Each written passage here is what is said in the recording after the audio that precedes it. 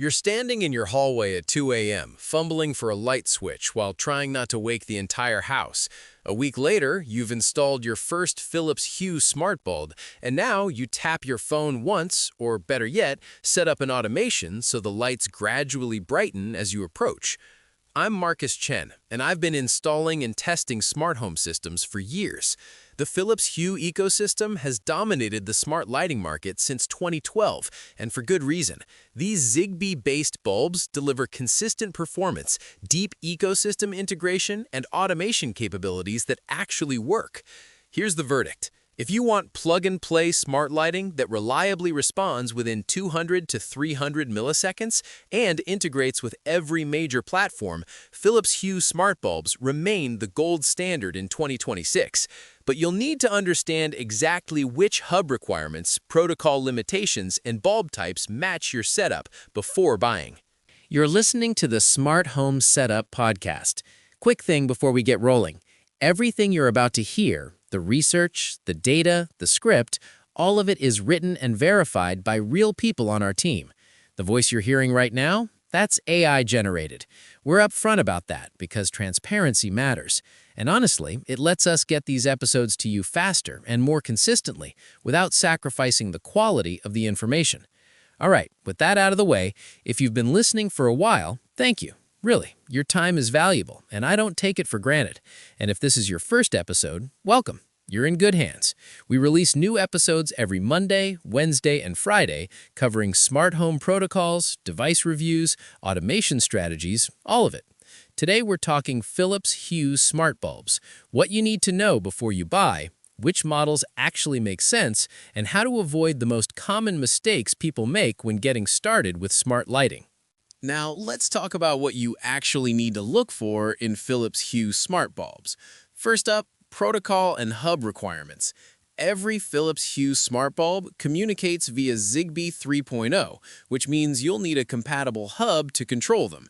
In my experience, this is where 80% of first-time buyers hit confusion. The Philips Hue Bridge, their proprietary Zigbee hub, is required for full functionality. Yes, even in 2026. While some Hue bulbs technically pair directly with Bluetooth-enabled phones for basic control, you're giving up automations, remote access, and integration with other smart home platforms. The Bridge connects via Ethernet to your router and supports up to 50 Hue devices on a single network. Compatibility extends beyond the Bridge. Hue bulbs also work with other Zigbee 3.0 hubs like Amazon Echo Plus, Samsung SmartThings, and Hubitat. However, you'll lose access to Hue-specific features like entertainment mode, that's synchronized lighting effects, and Philips Scene Gallery. In my installations, I've seen homeowners regret skipping the Bridge when they realize third-party hubs can't replicate the granular color controls or firmware update reliability. Matter support arrived in late 2024 for the Hue Bridge via firmware update, allowing cross-platform control through Google Home, Apple Home, and Alexa simultaneously. This doesn't make the bulbs themselves Matter compatible, they're still Zigbee devices, but the Bridge now acts as a Matter bridge. Moving on to bulb types and form factors, Philips offers 7 primary bulb categories, and choosing the wrong one for your fixture creates real frustration. You've got standard A19 or E26 bulbs, the most common type, fits traditional table lamps and ceiling fixtures. BR30 flood bulbs for recessed can lights and track lighting, GU10 spots, those are European-style recessed fixtures with twist-lock bases, E12 candelabra bulbs for chandeliers and decorative fixtures, light strips for under cabinet, behind TV, and accent lighting, outdoor bulbs and fixtures, weather-sealed PAR38 bulbs and dedicated outdoor strips, and gradient tubes and strips, multi-zone color segments for entertainment setups.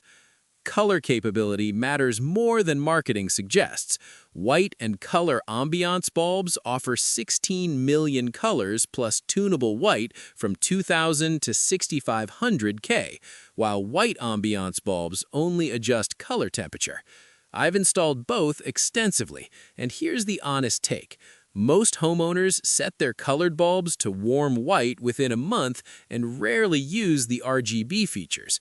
If you're not planning synchronized gaming or movie lighting or seasonal decorations, save 40% by choosing white ambiance bulbs instead.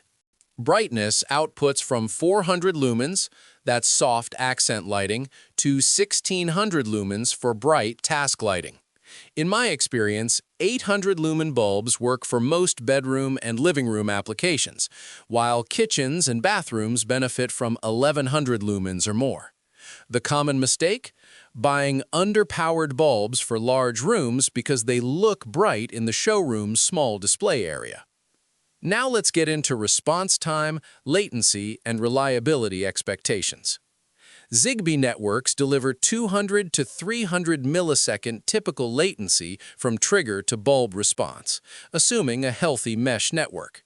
This is fast enough that most users perceive it as instant, though you'll notice the delay if you're switching between a dumb switch, which is instant, and a smart bulb, which has a slight pause. Mesh network reliability is Hue's secret advantage. Each powered Hue bulb acts as a Zigbee repeater, extending range and creating redundant paths. In a typical 3-bedroom home, 10 to 12 Hue bulbs create enough mesh density that I rarely encounter dropout issues. The caveat? Smart switches that cut power to bulbs break the mesh. If you're planning to keep physical switches active, you need to understand how that affects network stability. Fallback behavior is minimal. When the bridge or internet connection fails, Hue bulbs retain their last state, but lose all automation and remote control. Unlike some Wi-Fi bulbs that revert to full brightness during power loss, creating those embarrassing 3 a.m. blast of light scenarios, Hue bulbs simply stay off until powered on again. You can still control them via Bluetooth if you've set that up, but range is limited to about 30 feet. Next, automation logic and integration capabilities. This is where Philips Hue shines compared to budget alternatives. The Hue app supports relatively complex automation logic. For example, if motion is detected by a Hue motion sensor and the time of day is between 10 p.m. and 6 a.m. and the ambient light level is less than 10 lux, then set the bulb brightness to 30%, set color temperature to 2200 K, and schedule turn-off after 5 minutes of no motion. Platform integration is comprehensive. HomeKit, Alexa, Google Home, SmartThings, Home Assistant, and Habitat all support Hue bulbs natively. However, the depth of control varies. Apple's Home app limits you to basic on, off, dim, color controls, while Home Assistant exposes every parameter including transition speeds, XY color coordinates, and alert effects. I've set up hundreds of these integrations, and the pattern is consistent. Alexa offers the best balance of capability and ease for non-technical users, while Home Assistant provides the most powerful automation logic for those willing to write YAML configurations. Google Home falls awkwardly in the middle, better than HomeKit but less intuitive than Alexa. And here's something important: ecosystem lock-in and future-proofing considerations. You're buying into the Philips ecosystem, and that has both benefits and limitations. The Matter Bridge functionality added in 2024 reduces some lock-in concerns, allowing you to control Hue bulbs through any Matter-compatible controller. However, advanced features, entertainment zones, dynamic scenes, formula-based color loops remain exclusive to the Hue ecosystem. The honest assessment? If you start with 5 Hue bulbs, you'll likely end up with 20 or more, because mixing brands in a single smart home creates UI fragmentation. Having 3 different apps for lighting, Hue, Govee, LifeX, defeats the purpose of automation. Firmware updates are automatic and reliable, which matters more than most buyers realize. I've seen budget Zigbee bulbs from unknown brands stop receiving updates after 18 months, creating security vulnerabilities and compatibility issues with newer hubs. Philips has maintained backward compatibility across every Hue generation since 2012. Your 2016 bulbs still work with the 2026 bridge. All right, let's get into our top picks. First, the Philips Hue White and Color Ambiance A19 Starter Kit, a 4-pack with bridge. This is where 90% of new users should start. Check the link below to see the current price. This bundle includes 4 800-lumen A19 bulbs and the required Hue Bridge V2, giving you everything needed to begin automating your most used rooms. The bulbs offer full RGB color, that's 16 million shades, plus tunable white from warm candlelight at 2000K to cool daylight at 6500K, controlled through Zigbee 3.0 with typical 200 to 300 millisecond response times. Here's what works. Complete plug-and-play setup. Most users go from unboxing to working automation in under 15 minutes. Bundle pricing typically saves around $40 to $50 compared to buying bulbs and bridge separately. Matter Bridge support means cross-platform control across Google Home, Alexa, and HomeKit simultaneously. Mesh network reliability improves with each additional bulb installed, and 25,000-hour rated lifespan translates to 10+ years of typical use. The downsides? The color features add cost you'll rarely use if you primarily want white lighting. 800 lumens feels underwhelming in rooms with high ceilings or dark wall colors, and the bridge requires a wired Ethernet connection to your router. No Wi-Fi option exists. Next up, the Philips Hue White Ambiance BR30 flood bulbs, a 4-pack. Check the link below to see the current price. These dominate my residential installations because most modern homes use recessed can lighting extensively. These 65-watt equivalent 800-lumen flood bulbs fit standard 4, 5, and 6-inch recessed fixtures and offer tunable white from 2200K to 6500K. They're white only, no RGB, which makes them significantly more affordable while still enabling circadian lighting automations and scene creation. What's great here? BR30 form factor provides proper light distribution for recessed cans. A19 bulbs in can lights create dark spots.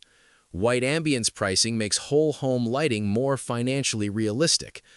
Beam angle matches traditional flood bulbs, eliminating the harsh spotlight effect some LED replacements create. Same mesh networking and reliability as the color bulbs, and it integrates with all major platforms through the Hue Bridge. The cons? The plastic housing feels cheaper than the premium color bulbs, though it doesn't affect performance. 800 lumens is borderline insufficient for kitchens and bathrooms. I typically recommend the 1100 lumen version for those spaces. And no color means you're locked out of holiday decorations and entertainment sync features. Moving on to the Philips Hue Outdoor Light Strip, 16 feet. Check the link below to see the current price.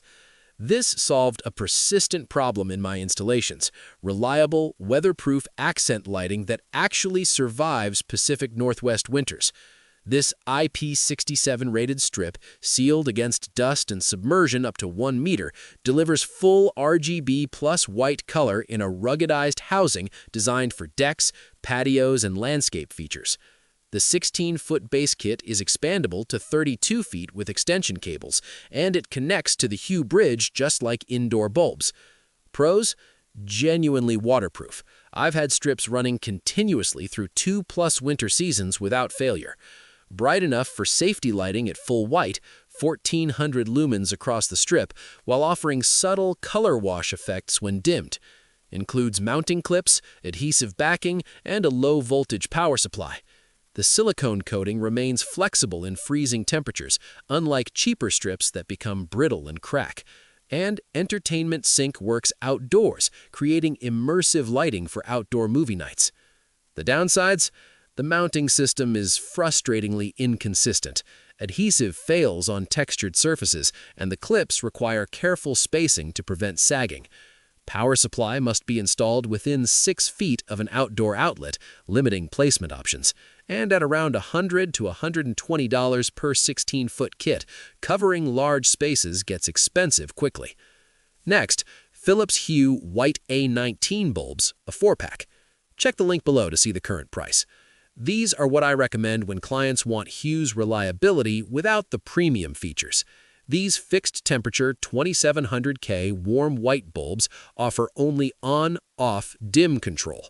No color tuning, no RGB, but they're nearly 50% cheaper than white ambience bulbs. They still contribute to the Zigbee mesh network, respond with the same sub-300 millisecond latency, and integrate with all Hue automation features. What's good? Budget-friendly entry point into the Hue ecosystem for bedrooms, hallways, and closets where color temperature doesn't matter. Same build quality and lifespan, 25,000 hours, as premium bulbs. Mesh repeater functionality identical to more expensive models. 800 lumens is sufficient for most residential applications, and firmware updates and compatibility guaranteed through the Hue ecosystem. The cons? Fixed 2700K color temperature looks too yellow in bathrooms and kitchens where people prefer cooler light. You'll eventually wish you'd spent the extra amount for white ambiance when you want to automate circadian lighting. And there's no upgrade path. Can't add color tuning later without replacing the bulb entirely. Now, the Philips Hue Play HDMI Sync Box. Check the link below to see the current price. This isn't a bulb, but it's the piece that justifies buying color Hue bulbs in the first place. This HDMI pass-through device analyzes video content in real time and sends color commands to your Hue lights, creating synchronized ambient lighting that extends the screen into your room. It supports 4K at 60 Hz, HDR10 and Dolby Vision pass-through with 4 HDMI 2.0 inputs, allowing you to connect game consoles, streaming devices, and cable boxes through a single hub. The pros? Entertainment sync actually works impressively well. Typical latency between screen content and light changes is 80 to 150 milliseconds. Supports up to 10 entertainment zones for granular control across multiple bulbs and strips. Pass-through maintains full video quality with no compression or introduced lag. Integration with the Hue Bridge means you can trigger sync automatically when certain devices power on. And regular firmware updates have added features like intensity controls and better color matching. The cons? The device requires a dedicated power outlet and 2 feet of free space behind your TV for cable management. HDMI 2.0 limitation means no 4K at 120 Hz gaming support, a frustrating omission in 2026. Entertainment zones require careful configuration. The default settings often map colors to the wrong bulbs. And around $250 to $280 price point feels steep when compared to the bulbs themselves. Last pick, the Philips Hue Gradient Light Strip 65-inch version. Check the link below to see the current price. This is purpose-built for TV backlighting and delivers multi-zone color that standard light strips can't match. This 65-inch version fits 55 to 60-inch TVs and displays independent colors in 7 zones simultaneously, allowing the left side to show blue while the right shows red during entertainment sync. It mounts to the back of your TV using adhesive backing and 90-degree corner pieces, creating a halo effect that reduces eye strain and adds immersion. What's great? 7-zone capability creates genuinely impressive synced effects compared to single-color strips. Pre-measured lengths, 55, 65, 75 inches, eliminate the trial and error of cutting and positioning generic strips. Power delivery is optimized for even brightness across the entire strip, no dimming at the endpoints. The gradient effect works even without the sync box for manual scene control, and it includes all mounting hardware and a low-profile power supply. The downsides? The adhesive mounting system fails on certain TV back surfaces. I carry double-sided mounting tape to every installation as backup. 7 zones sounds impressive, but still shows visible color boundaries during subtle gradient transitions. Cannot be cut or extended, so sizing must be exact before purchase. And around $180 to $220, depending on size, makes it more expensive per foot than premium dumb LED strips. Alright, let's hit some frequently asked questions. Do I really need the Philips Hue Bridge, or can I use Bluetooth control? You can technically control Hue bulbs via Bluetooth using just your smartphone, but you'll lose the features that make smart bulbs worth buying.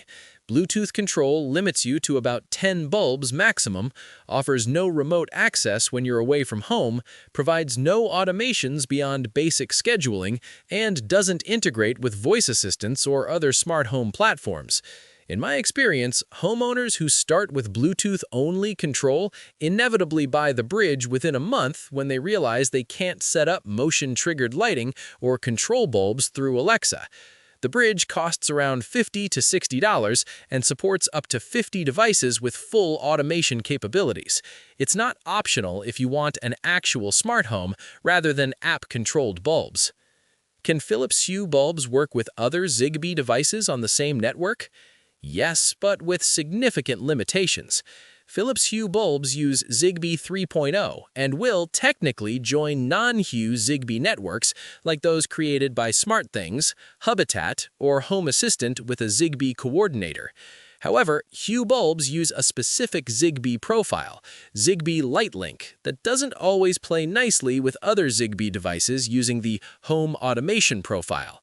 I've seen installations where mixing Hue bulbs with Aqara sensors or third reality switches creates mesh routing issues where commands take 2 to 3 seconds instead of 300 milliseconds. The reliable approach? Keep Hue bulbs on the Hue Bridge's dedicated Zigbee network and use your primary hub, SmartThings, Home Assistant, whatever, to control the Bridge via its API or Matter connection. This separation prevents protocol conflicts and maintains the fast response times Hue is known for. What happens to Philips Hue bulbs when the internet or Bridge goes offline?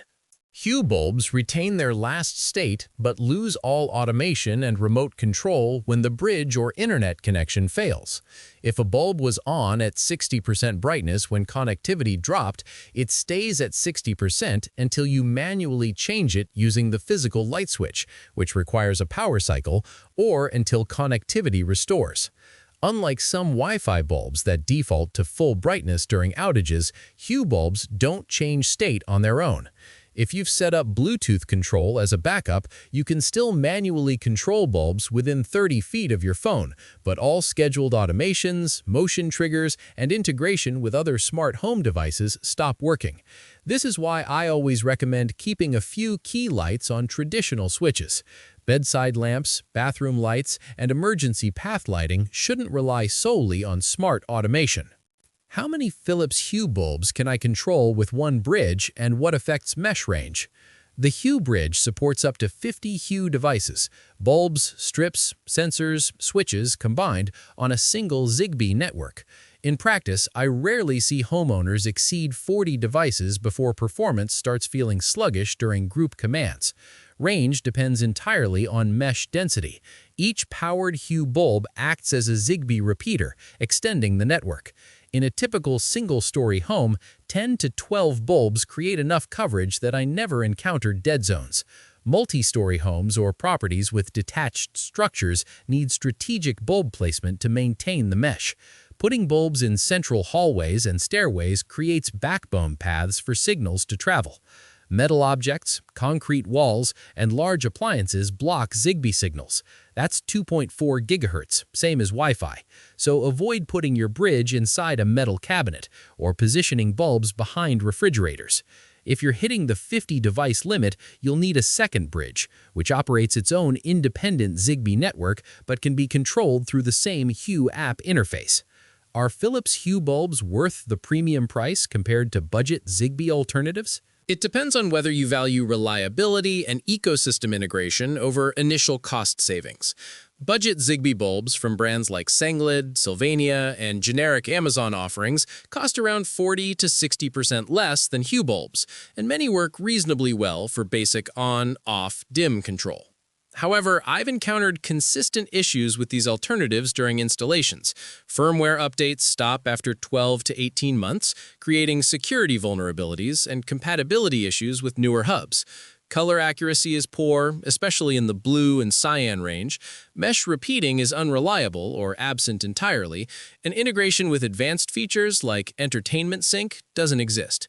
Hue bulbs cost more upfront, typically around $45 to $60 per color bulb, $20 to $30 per white bulb, but deliver consistent 200 to 300 millisecond response times, proper mesh networking, guaranteed firmware support, and compatibility with every major platform through Matter Bridge support. If you're installing 5 bulbs in a rental and don't care about automation, cheap bulbs make sense. If you're building a whole home lighting system you'll rely on daily, Hue's premium is justified by reduced troubleshooting and better long-term support. So here's the verdict. Philips Hue smart bulbs remain the reliable choice for homeowners who want lighting automation that actually works consistently. The Zigbee 3.0 protocol delivers 200 to 300 millisecond response times through a stable mesh network, Matter Bridge support enables cross-platform control, and the ecosystem's depth from basic white bulbs to entertainment sync strips scales with your needs.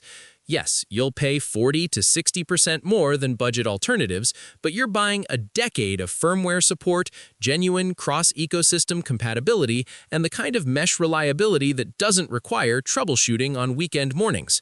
Start with the White and Color Ambiance A19 starter kit if you want full features, or choose White Ambiance bulbs if you're covering larger spaces on a budget. Add the sync box and gradient strips only after you've confirmed you'll actually use entertainment features. Most homeowners won't. The bridge is mandatory for reliable automation, full integration, and remote control, so factor that $50 to $60 cost into your initial investment. Set up your first automation using motion sensors and time-of-day conditions, test the mesh reliability across your home, and then expand room by room as you identify lighting patterns worth automating. Thanks for listening to this episode of the Smart Home Setup Podcast. We've got new episodes coming out every Monday, Wednesday, and Friday, so there's always something fresh to dig into. If you found this episode useful, I'd really appreciate it if you could leave us a 5-star rating and write a quick review. It genuinely helps other people find the show, especially folks who are just starting to figure out smart home stuff and need reliable information. And if you haven't already, go ahead and hit subscribe or follow, whatever your podcast app calls it, so you get notified the second a new episode drops. We'll catch you in the next one.